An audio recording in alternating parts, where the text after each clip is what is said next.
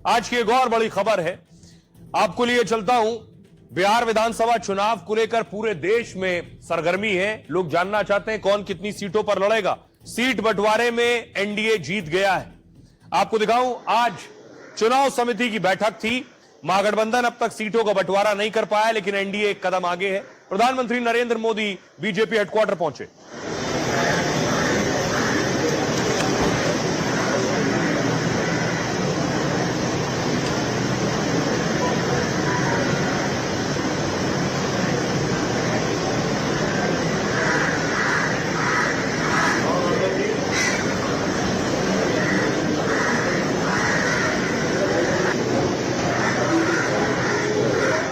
उसके बाद सीसी की बैठक हुई, यानी चुनाव समिति की बैठक हुई।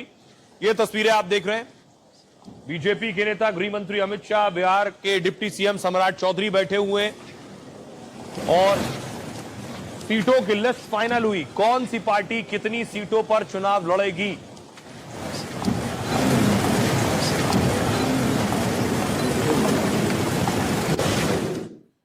तो एनडीए एक कदम आगे निकल गई है। अभी महागठबंधन तय नहीं कर पाई है कौन कितनी सीटों पर चुनाव लड़ेगा। आपके सामने तस्वीर आ गई है। बीजेपी 101 सीटों पर चुनाव लड़ेगी, जेडीयू भी 101 सीटों पर चुनाव लड़ेगी, एलजेपी 29 सीटों पर, बिहार में चिराग पासवान की पार्टी 29 सीटों पर चुनाव लड़ेगी। बड़ी चीज, जो एक बात मैं आपको बताऊं, अब तक हमेशा ऐसा होता था कि बीजेपी जितनी सीटों पर चुनाव लड़ती थी, जेडीयू उससे कुछ सीटें ज्यादा सीट ही चुनाव लड़ती थी।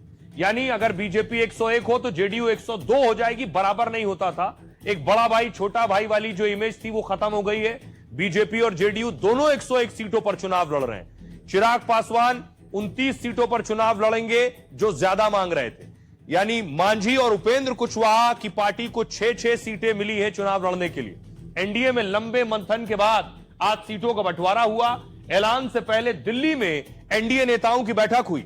अमित शाह से जेडीयू के ललन सिंह और संजय झा मिले। अपने घर पर नड्डा ने अमित शाह से बातचीत की। बीजेपी कोर ग्रुप की बैठक में गठबंधन की सीटों पर चर्चा हुई। फिर बीजेपी जेडीयू से में बराबर सीट बांटने का फैसला हुआ। यानी बीजेपी जेडीयू में बड़ा भाई वाला रोल अब खत्म हो गया है, दोनों बराबर के भाई हैं। सीट बंटवारे पर मांझी बोले सब कुछ, कोई नाराजगी नहीं है। चिराग बोले बिहार है तैयार, अब की बार एनडीए सरकार। बीजेपी नेता धर्मेंद्र प्रधान और विनोद तावड़े ने भी जीत का दावा किया। शाम को बीजेपी ने प्रत्याशियों की पहली लिस्ट पर मोहर लगाई। इसके लिए बीजेपी मुख्यालय में चुनाव समिति की बैठक हुई। पीएम मोदी, शाह, जेपी नड्डा समेत दिग्गज नेताओं ने मंथन किया। जिताऊ उम्मीदवारों के नामों पर भी चर्चा हुई और मोहर लगी।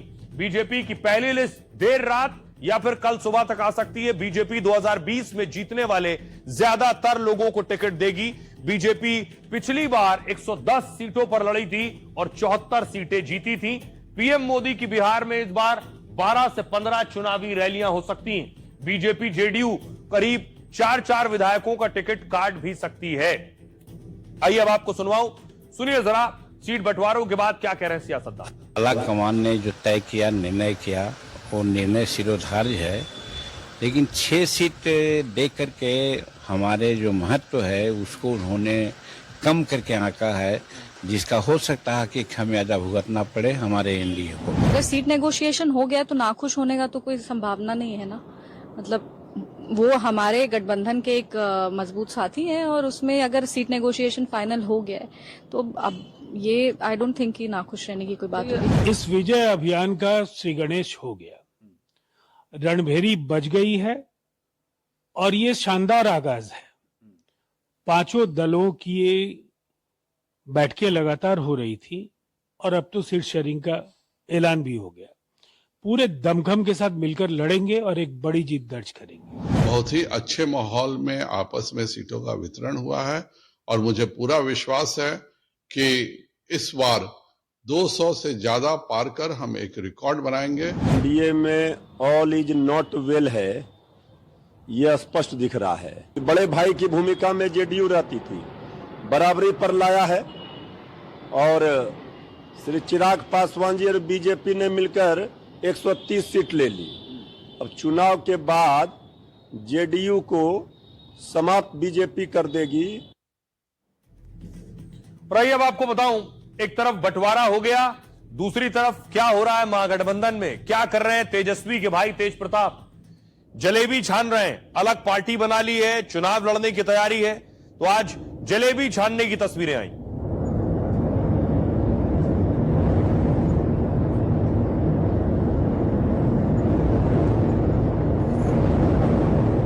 अब बिहार चुनाव में ये जलेबी किसका मुंह मीठा करवाएगी, या तेज प्रताप की जलेबी उनकी अपनी पार्टी को बहुत नुकसान ना पहुंचा दे।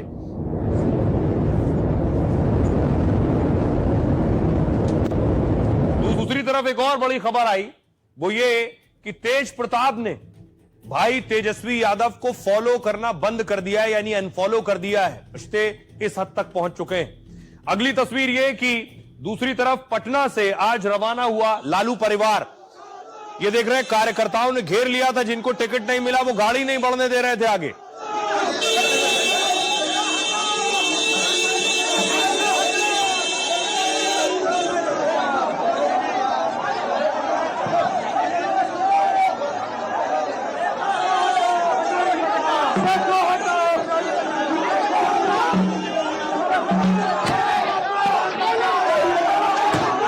आप देख रहे हैं क्योंकि टिकटों का अभी बंटवारा नहीं हुआ है आरजेडी में, और जिनको ये लग रहा है कि उनका टिकट कट सकता है वो कार्यकर्ता पहुंचे और तेजस्वी लालू की गाड़ी को घेर लिया।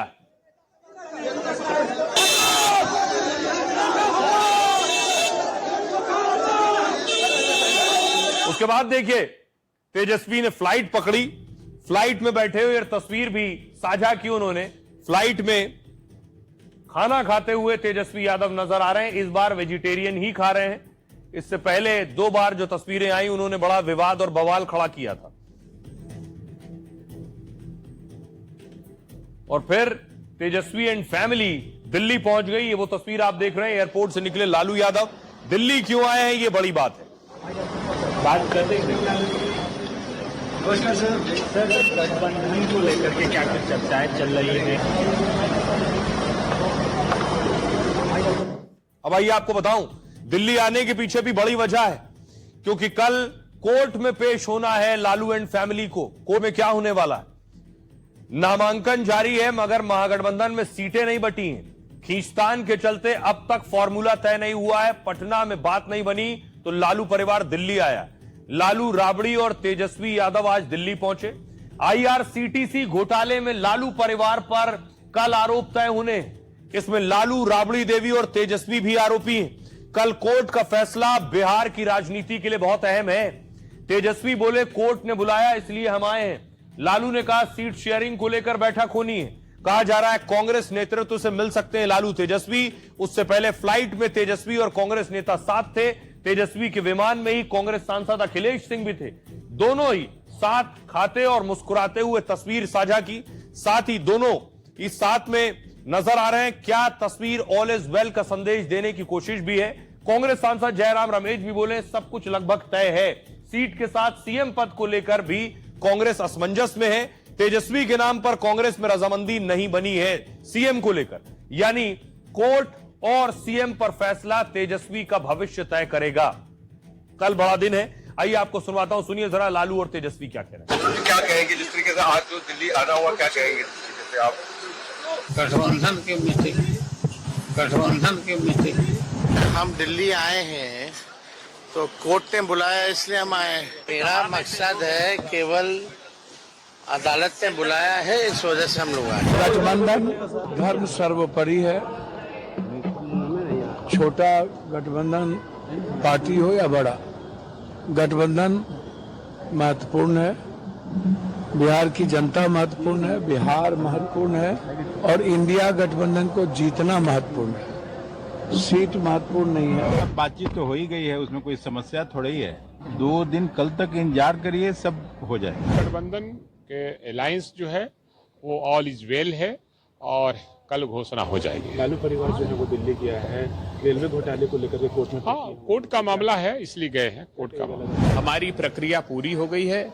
नॉमिनेशन की डेट के पहले, अंतिम तिथि के पहले, 17 के पहले हम पारदर्शी तरीके से हमने सब कुछ कर लिया है। बिहार की तरक्की के लिए किया है। जो जहां जीत सकता है उतनी ही सीटों पर हम सब 2 लोगों ने सीट शेयरिंग की है। अब एक और लड़ाई जो बिहार में, जिसका जिक्र मैंने कल भी आपसे किया था कि बिहार के राघोपुर की लड़ाई क्या सबसे बड़ी होने वाली है। यह इसलिए कहा जा रहा है क्योंकि राघोपुर में कल प्रशांत किशोर की पार्टी की एक लिस्ट आने वाली है, और क्या प्रशांत किशोर का नाम भी उस लिस्ट में होने जा रहा है। क्या तेजस्वी यादव और प्रशांत किशोर आमने सामने होंगे? तो राघोपुर की लड़ाई के बारे में मैं आपको बताऊं, पीके की जन स्वराज तेजस्वी के गढ़ में सेंध लगा सकती है, यानी पीके और तेजस्वी के बीच राघोपुर में दंगल हो सकता है। प्रशांत किशोर राघोपुर से चुनाव लड़ने की तैयारी में है। कल मैंने आपको बताया था, कल जन स्वराज की दूसरी लिस्ट आने वाली है, जिसमें यह दावा किया जा रहा है और माना जा रहा है कि प्रशांत किशोर का नाम राघोपुर से हो सकता है। तेजस्वी के खिलाफ लड़ेंगे पीके, जन स्वराज को फायदा होगा क्योंकि पीके भी केजरीवाल स्टाइल की राजनीति कर रहे हैं। 2014 में केजरीवाल ने बनारस में पीएम मोदी के खिलाफ चुनाव लड़ा, हार गए, लेकिन आम आदमी पार्टी की राष्ट्रीय छवि बन गई। पीके भी तेजस्वी से भिड़कर जन स्वराज को फायदा पहुंचाना चाहते हैं। राघोपुर विधानसभा सीट बिहार के वैशाली जिले में है। राघोपुर यादव बहुल जनसंख्या वाली विधानसभा सीट है और इसलिए 30 साल से राघोपुर, सोचिए, लालू परिवार का गढ़ माना जाता है। 1995 में लालू यादव ने पहली बार यहां से चुनाव लड़कर जीता। तब लालू के लिए उदय नारायण उर्फ भोला राय ने सीट छोड़ दी थी राघोपुर की। भोला राय 1980 से 1995 तक लगातार यहां से विधायक रहे। लालू चारा घोटाले में फंसे तो साल 2000 के उपचुनाव में राबड़ी यहां से जीत गई। 2005 में भी राबड़ी देवी राघोपुर से जीतकर विधायक बनी, लेकिन 2010 में जेडीयू ने लालू परिवार को हार का स्वाद यहां चखाया।